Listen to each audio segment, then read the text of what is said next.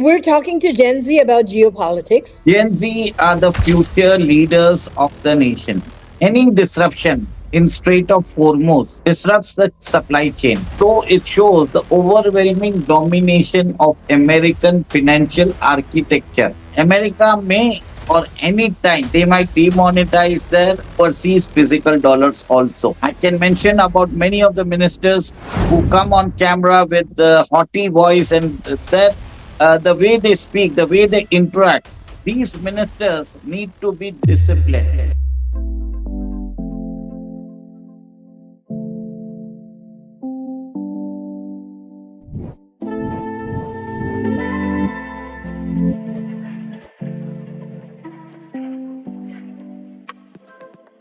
Reason why this came up is because when students come to me for counseling, as a career counselor, I do ask them about their thoughts about what's happening in the world, what do they know, what they're aware of. And most of the times they're not aware of a lot of things that are happening. And they also don't think that they're concerned about it or they should be concerned about it. So I thought it would be nice for us to chat so that we can break it down for them so that they can then understand why their involvement is necessary and crucial. So, what do you have to say about that, Umesh? Gen Z are the future leaders of the nation. First of all, they have to understand the world is interconnected. This energy needs to be channelized properly. They need to be counseled. Ma'am, if you see that India imports 90% of its crude oil from abroad, our daily requirement is 5.5 billion barrels per day. And India imports around 5 million barrels per day from abroad. And India imports around 10% of the world's oil that is being produced. And it's a very important market. Many things are coming from crude oil, like helium gases and other things. All the supply chain has been disrupted, and and what is happening is due to this supply chain disruptions, our trade deficit is increasing, and due to this trade deficit is increasing, the rupee is depreciating faster against dollar. So right now we are at 96, I think so, to a dollar. So as and when the rupee depreciates, all your cost of living goes up, all your imports goes up, all the gadgets you use they go up, your foreign travel goes the cost is increasing, your abroad, if you're going abroad, your higher education costs are increasing. So it is a spiral effect, and what is happening is due to the increasing cost, your revenue, your the money which you're having right now, the value is going down due to the inflation. So it is a cascading effect. It is a silent killer. So all the events in the world is interconnected right now. 4 years back, we had this Russia and Ukraine war. Still, it is continuing, but that was limited. It was limited to Europe. But this is affecting everyone. It is affecting China. It is affecting India. It is affecting Japan, South Korea, the ASEAN countries, everywhere. So, if I am to speak in layman's terms, the tablet, the laptop, the cell phone, or the mobile phone, as they call it, that our Gen Z carries and loves their gadgets will get exponentially more expensive because semiconductors are primarily manufactured in Taiwan. There is a very delicate supply chain that happens, and from Taiwan they go to the rest of the world, and if it cannot go to the rest of the world due to the choke point at the Strait of Hormuz, then they will have to pay more for their gadgets, correct? Lot of things are happening. It's a supply chain disruption. It's a maritime routes disruption. And also, if these semiconductors, they need natural gas. And natural gas comes from Strait of Hormuz. One more thing the Gen Z should realize. Right now, we are having a disruption in Strait of Hormuz only. What happens in 2027? If China attacks Taiwan, there is a problem in the South China Sea, and the supply chain is disrupted in South China Sea. How will the world deal with it? That's an important question. Yeah, So very important question. the Zenzi has to understand that this risk is just the tip of the iceberg. The greater possibility of a conflict between China and Taiwan is likely in 2027 because Mm-hmm. in 1927 the Chinese People Liberation Army was formed, and on this 100th anniversary, China has pledged to integrate Taiwan with China under its One China policy. Which will again disrupt everything. So speaking of the supply chain, scenario that we were just talking about, Umesh, I also wanted to draw a little bit of attention to the next part, which you kind of touched upon, the cost of dollar versus rupee. A lot of Indian trade is being carried on in Indian rupee these days. So there is, a step being taken to trade in local currency as opposed to the dollar being at the epicenter of all trade. And that's another reason why it's making America a little nervous as well. Of course, America is a leader. It's an undisputed leader so far. We have no debate about that, and we're not here to speak negative about anyone. But we're here to open eyes for our Gen Z so that they can understand how everyone and everything is interconnected. So how would you how would you look at the trade that is happening that is not in US dollar? Is that good for India, not good for India, good for the other countries? What do you think? First of all, American currency USD is the international reserve currency, as 88% of the world's trade is now happening in dollars. 58% to 57% of the international reserves are in dollars. The commodity market, the bond market, is priced in dollars. The world economy is around $120 trillion, and American economy is 30 trillion, so roughly 25%. But its influence over the financial system in transaction is 88%. In international reserves, it is around 58%. So it shows the overwhelming domination of American financial architecture. And also, they have the SWIFT system where around 12,000 banks are operating. But now, what is happening between countries is they are trading in local currency. Local currency trading is fine, but ultimately, they have to set off things. What is the medium of setting off things? So they have found an alternative in gold. That's why central banks around the world are buying gold. Okay. But gold is not an asset which gives you any interest. The American Treasury bonds are giving you an interest. The 30-year American Treasury bonds today are giving you an interest of 5.25% something. So that's a very good yield. India have Well, sorry to cut you off there, but I think the American bond prices just went up. So the reason why that happened is because America decided that they needed more funds. So they're selling bonds at a higher they're promising a higher interest rate. Should that make Americans and the rest of the world nervous that America now needs money, or they shouldn't make the rest of the world nervous? What are your thoughts? I was coming to to that data points only. As I already mentioned, the global GDP is $120 trillion, but the global debt has crossed $350 trillion. Means 3x of the debt to GDP ratio. It's 300% plus. There is no way any country in the world can service this debt. So what is happening is fiat currency. The countries are printing currency at their own will. And America is doing that as well. Everyone is doing right now. So how this will end, it is a different question. But right now, if you see the 5.25% interest, the American interest cost is projected to go up to $1.7 trillion, and the defense budget is nearly around $1 trillion. It has never happened. Yes, the situation is alarming. Definitely for the Americans, definitely for other countries holding U.S. Treasury bonds.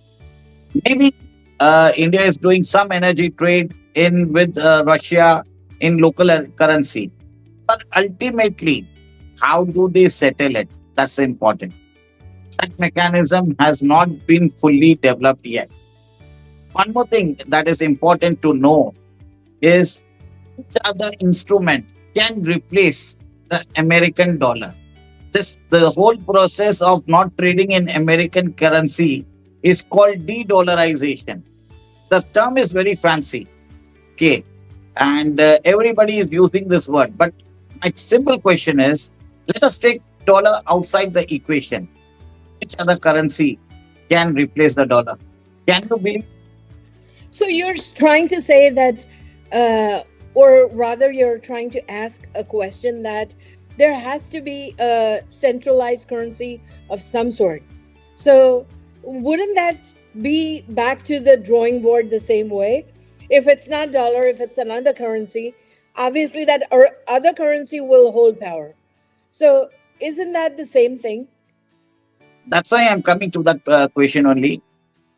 We cannot allow any currency of any country to be the reserve currency of the world. The world is not prepared. Nobody is willing to accept the Chinese yuan or the euro or pound, anybody. So, what I believe is there is another formation which has come into being, that is the BRICS. People had stated that BRICS will replace the dollar, but I don't think so it will happen because in BRICS, both India and China are at loggerheads. And China represents around 50% of the BRICS plus economy. They can hijack the entire organization network if they want to. So India is not allowing that, and it is not going to come. Let me be very categorical. There are many articles which have been written by experts, but to my understanding, this is not possible. Mm. Right now, we are doing a trade in local currencies only. It is not going to, and there is a proposal to connect the UPI of India, the SPFS, Russia, CIPS of China, the messaging systems. I think there is a talk happening, but nothing concrete is going to happen because anything to interlink, what you will have is the global energy trade will shift from dollar to another currency overnight. And if that happens, it will create another problems for everyone. See, India is holding $180 billion of American treasury bonds. We have to understand that as well. It's a delicate balancing we have to do. And regarding which currency, which instrument can replace dollar, that's a very big question mark. And the rupee depreciating against dollar shows that the demand of dollar is rising. Why is rupee at 96? It was 88, 89 few months back. Means that dollar is being hoarded. It is being accumulated. There is some faith in dollar for transaction. Because the more the currency, the more the monetary system becomes unstable, people will start holding the currency which has more liquidity. This is the reason dollar is being hoarded by many corporations, many countries. And many of you are not aware. Just pull out super dollar. This super dollar is actually counterfeit dollar which is being printed in North Korea. And how is this possible? It is not possible without the help of the Chinese who might have reverse engineered this. So lot of things are there in the world. It is not black and white as it is being told. Yeah. What Um, will Another thing that I really wanted to touch upon is the sustainability of it all. So you talked about dollar, and you talked about, it's not a long term solution. Trading in, each individual currency, that's not a long term solution.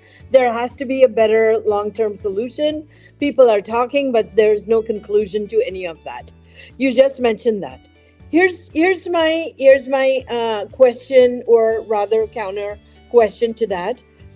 If so, heard that Japan just sold off some American treasury bonds. So if we were holding treasury bonds, if we start selling those treasury bonds, will that, and if the rest of the world starts selling it, will that impact the global system, the global finance system in any way? Should they start doing it? Why are they not doing it? Can you just give us a little bit about that? First of all, India has started dumping American treasury bonds for the last 2 years. We were holding $240 billion. It has come down to 180. China, in its peak, was holding around $1.3 trillion. Now it has come down around 650 or $680 billion. Japan is the largest treasury bond holders, and of late they have started offloading, but it is very less and very thin. One more thing, if you see, the Americans have bought out these stable coins, USDT.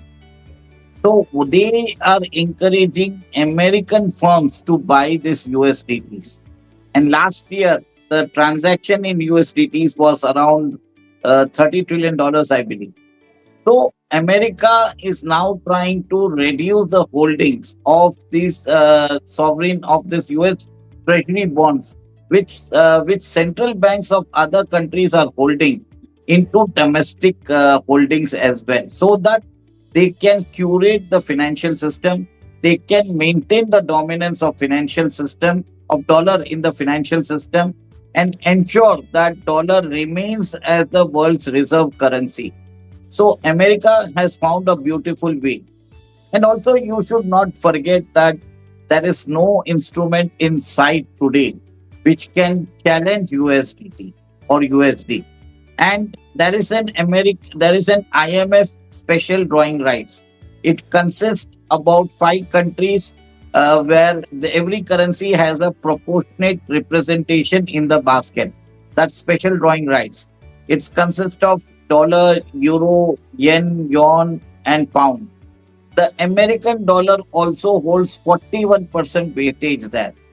But the best thing is, many countries, if you see, their currency is unrepresented in this. The world's fourth largest or fifth largest economy, India, Indian rupee, does not find its place in the IMF SDR. We are the fastest growing economy also in the world.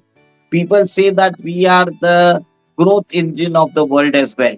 The demography population of India is around 67% of our youth is below the age of 35. In spite of all these things, we are being denied that opportunity. INR. Similar case is ruble. If you can, the world can live without iPhones, they can live without gadgets, but you can't live without food, fuel, and fertilizer. Russia is bestowed with everything. Russia is having the largest food producing country in the world, abundant reserves of fuel and fertilizer as well. You cannot live without it. So I feel that ruble should have the representation there as well. Instead, and also if you see the Brazilian currency real, it's not finding the representation. UAE, which is the centerpiece of the world, its dirham currency, it also needs to be in that SDR. Unless the IMF's SDR is reconstituted with the inclusion of rupee, ruble, dirhams, real, I don't think so that any other viable alternative will come in the future. Hmm. And also, I believe that, as also I have mentioned about super dollar, counterfeit dollars, which many people are not aware. You just Google out super dollar, you will get the details. That is being printed in that is being printed in North Korea.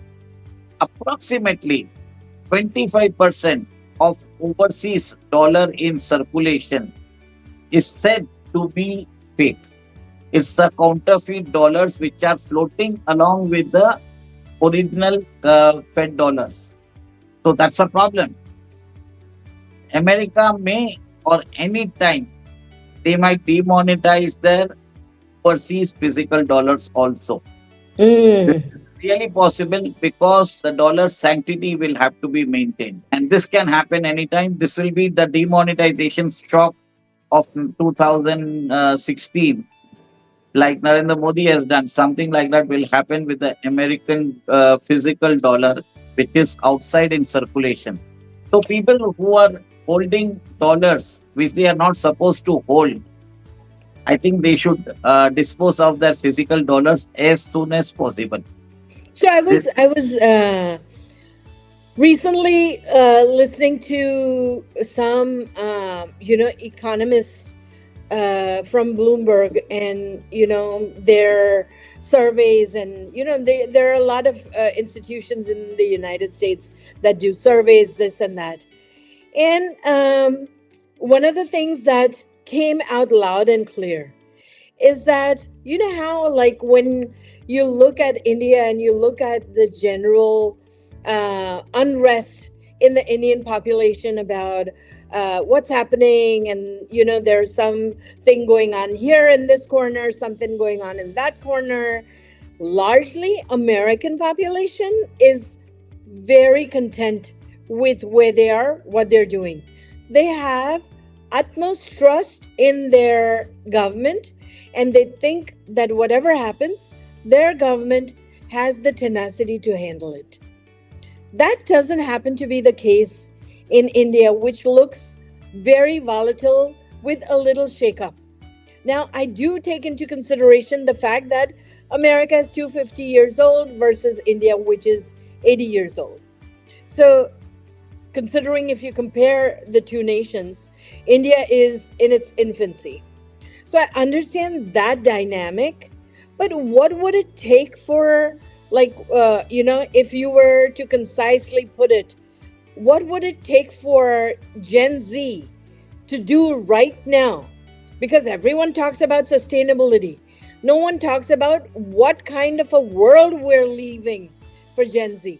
What should, according to you, people be doing, Gen Z be asking for right now, that they can do, which will have long term positive growth effect? First of all, I would, as a parent myself, I would take responsibility. I should take responsibility for giving the value systems to our children. And we have failed as a generation because if we are unable to pass on the value systems and other duties, what we have given them is we have told them about their rights, but they expect others to follow and they are entitled.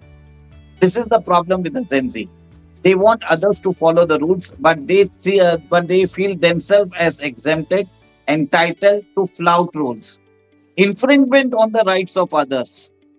This is happening by denying, by squatting on public roads. You are actually denying others to travel to the same roads for which they have also paid the taxes. This should not be allowed. You have the right to protest. You have to do it in a peaceful way. There are methods to be done. But what is happening right now is the current Gen Z protest. It was right that around the future of around 22 lakh students were at stake. And it was happening regularly. But what you see right now is in India, the coaching mafia is actually dominating this sphere. The centers in Kota, I would be very categorically naming Rajendra Nagar. They are actually brainwashing the youth. I don't understand why 1 million students are appearing for UPSC when the selection rate is 0.1%.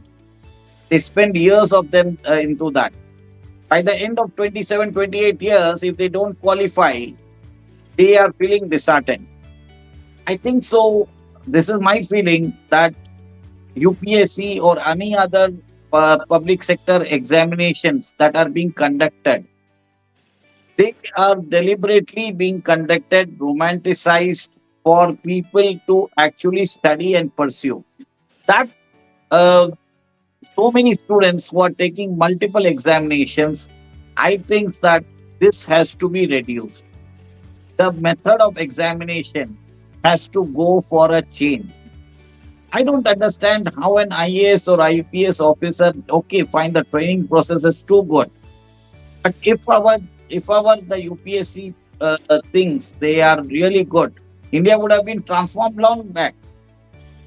So what I believe is I would like someone like from the corporate sector who has managed like thousands of crores of industry he has executed to be appointed as IAS of any district. This is a very I think I'm trying to give a new twist to all these things. Somebody who has a proven record, the execution ability, that has to be given to a person who can envision and who can execute things. But right now we are sitting in a British era archaic system, and the coaching mafia is actually trying to, if you see, lot of parents nowadays spend lakhs of rupees. Students spend their best years to crack this examination. And this industry, I would call them as educational coaching mafia. They are being enriching as the cost of students and parents alike. And today, the Prime Minister on August 15th has stated that he would be offering free online course, counseling and coaching to all the students. This is something remarkable, ma'am. It would end the undue influence of the coaching mafia. And most of the educational institutions in India are being owned by politicians. It's a nexus. It's a deep rooted nexus. It's there prevalent in each and every party. Most of the politicians have a family NPO, NGO, and they run all these institutes and hospitals in the name of doing charity. This is a big nexus. So this is the reason that from I also think, honestly, from a Gen Z perspective, you talked about and alluded to the fact that they have a sense of entitlement. And rightfully so. You kind of took the blame on yourself and on behalf of many parents, saying that, the parents have made them feel that way, that they're, entitled to do these things. I got that. But, you know, if we are to set the tone for the future, what I think is, if there is an internship that is done privately, there has to be an internship for Gen Z to do in public office also. And I also think that there has to be a fair representation of the younger generation in governance. Because what's happening is there is a huge generation gap, and what we're leaving as a country or as a world to the younger generation is not being run by the modernization that's happened, because the governance is in the hands of people that think differently. There is a generation gap. The world has moved on. So, getting a perspective from Gen Z is not going to hurt but help governance. basically I would come in some parts in this. First of all, I would say that the Gen Z needs to do much more of community service. They need to be involved in social sectors. There should be a sense of duty towards the country, incentivizing, appreciating, applauding. That needs to be done. That is seriously lacking from all the governments, central government, state government, everyone. The previous government, the Congress and BJP both. And also, you have to check the share of education, how much they spend on education. Right now, education in India, education ministry is in India is a medium of actually politicization which has happened. It was run by the Congress, and the BJP is trying to correct it also. and it's trying to insert its own version as well. So that needs to stop. We need to have a system which allows facts to come forward. We need innovators. We need ideation to be executed. Our nation has good of set of ideators, but we lack the ecosystem of executioners. This is the problem we are having, and this is the problem is there everyone. It's the government, the central government, the state government, your local municipal government, your councillor, your legislator, your minister, your chief minister, then the prime minister.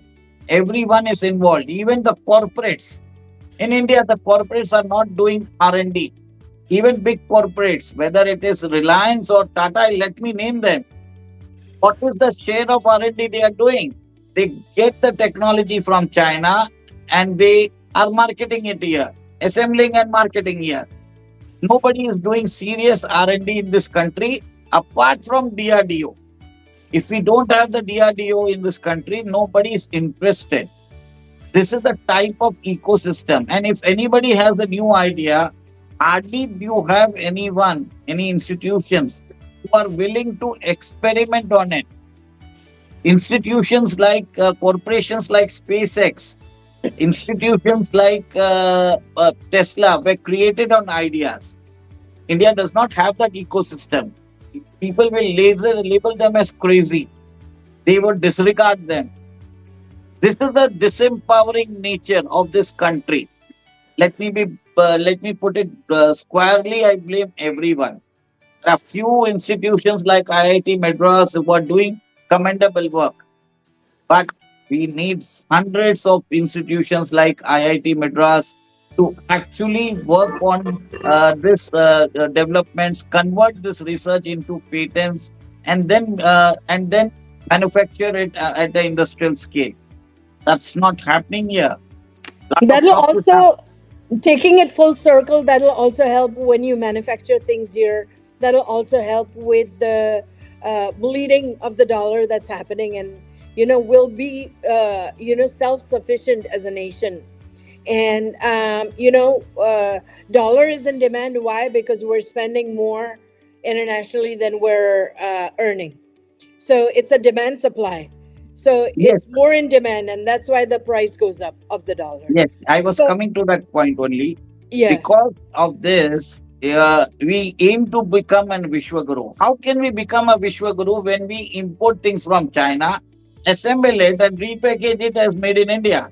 You need all the industries here that the Indian corporates are not doing. The taxation for Indian corporates is around 25%. While individuals, they are being charged at 33%. The government had reduced the corporate tax around 6, 7 years back. They have thousands and lakhs of crores of free cash in their balance sheet. Still, they are not doing anything. This is the problem. Why these corporates cannot partner with the engineering institute, with the management institute to create the IPs, to fund research? They don't do it. They go to China, they see the product, and they come, then they take back to India and they just start marketing it. So that's possible. Our trade deficit is $100 billion plus, and all this talk is fine. Slogans is fine. The government has woke up very late. They are now giving production linked incentive schemes in semiconductors, in rare earth minerals, in other industries. But this should have done long back before. Well, better, I would say better late than never, because honestly, to get and manage a country of this proportion is not easy. So, and the external threats are also to be managed efficiently. So the government is doing its due diligence, but yeah, shedding a spotlight on it doesn't hurt, which is what you're doing. And Gen Z can definitely get involved in understanding what we're trying to say, and then sharing their willingness on learning more and helping more and contributing more, because they certainly have the potential. They are very smart in their strategic thinking, more so than the previous generation. So millennials were smart, but Gen Z is smarter. And each progressive, of course, it's power of evolution. So each progressive generation will get there, but it is time for them to get involved and to call it their nation, stake a claim in the nation, and be able to not only just the nation, but the world, and do what it takes. They have good ideas, environmental sustainability. They just have to get more knowledge and get more involved. Yes, you are absolutely right. The Gen Z has to be taken in the decision making process as well. And this is the reason there is a discontentment. They have been ignored. Their voice has been actually, they have not been heard. I also feel many times. And most of the time, the central government the Modi government is performing well. The prime minister is performing well. The problems are with the ministers. They they have developed an attitude of non-receptive. They are not receptive to suggestions of the common people. So most of the the central government ministers need to develop the habit of listening rather than sermonizing.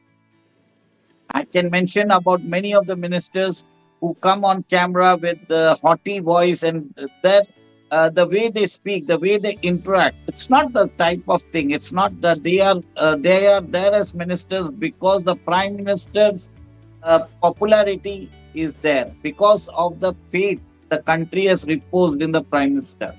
These ministers need to be disciplined. The prime minister needs to do some introspection and check out all the non performing ministers from the cabinet.